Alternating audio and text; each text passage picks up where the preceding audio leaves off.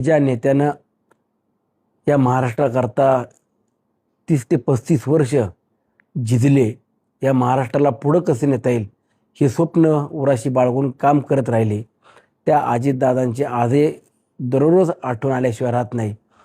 आणि दादांचं पश्चात आज सुनित्रा वहिनी राज्याच्या उपमुख्यमंत्री म्हणून किंवा पक्षाच्या राष्ट्रीय अध्यक्ष म्हणून पदभार स्वीकारून काम करत असताना दादांची उणीव ही आम्हाला अधिवेशनाच्या काळामध्ये नक्कीच झालेली आहे.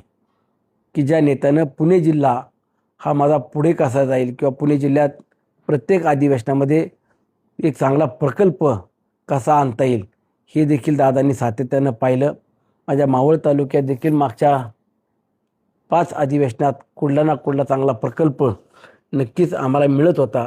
परंतु आज प्रत्येक विधिमंडळातल्या सत्तेतील आमदाराला 25 कोटी रुपयाचा निधी दिला, तो आम्हालाही मिळाला.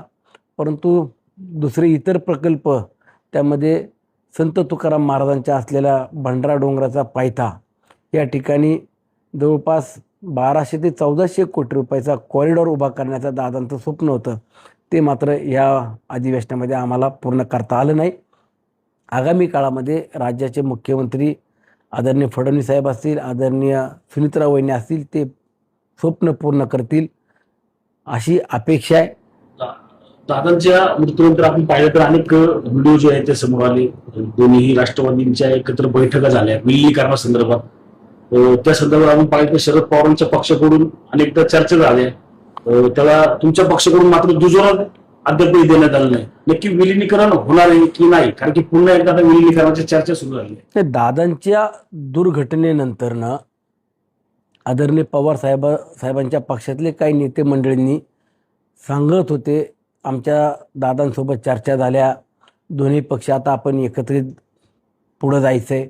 परंतु अशा पद्धतीनं आमच्याशी किंवा पक्षातल्या प्रमुख नेत्यांशी दादांनी विस्तृतपणानं कधी चर्चा केलेली नव्हती. परंतु ठीक आहे, दोन्ही पक्ष एकत्रित असतील आणि राष्ट्रवादी काँग्रेस पक्ष हा सुनित्रा वहिनींच्या नेतृत्वात मोठा होत असेल तर अजूनही वेळ गेलेली नाही आहे. परंतु आमच्यासारख्या कार्यकर्त्याची भूमिका किंवा भावना एकच होती की दादांच्या पश्चात राष्ट्रवादी काँग्रेस पक्षाचे राष्ट्रीय अध्यक्ष म्हणून, उत्तराधिकारी म्हणून सुनित्रा वहिनी झाल्या पाहिजे. राज्याचे उपमुख्यमंत्री आदरणीय अजितदादा होते, तर तीच जबाबदारी किंवा तो मान सुनित्रा वहिनींनाच मिळावा ही आमची भूमिका स्पष्ट होती.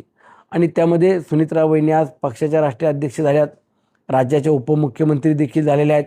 आणि सुनित्रा वहिनींच्या नेतृत्वात जर राष्ट्रवादी काँग्रेस पक्ष मोठा होत असेल, सुनित्रा वहिनींचं नेतृत्व मान्य असेल, तर दोन्ही पक्ष विलिनीकरण करून एकत्रितपणाने पुढं जात असेल तर आम्हाला देखील त्याचा अभिमान असेल. आमचा पक्ष मोठा होत असेल तर त्यामध्ये सर्वांनीच सकारात्मकपणाने पाहिला पाहिजे. आगामी काळामध्ये सुनित्रा वहिनींचं नेतृत्व ज्यांना मान्य नसेल ते राष्ट्रवादी काँग्रेस पक्ष सोडून इतर पक्षामध्ये जातील, असं देखील माझं मत आहे. पाहिलं तर 2 महिन्यानंतर देखील दादांचा अपघात का घात या संदर्भात वारंवार चर्चा द्यायची सुरू आहेत.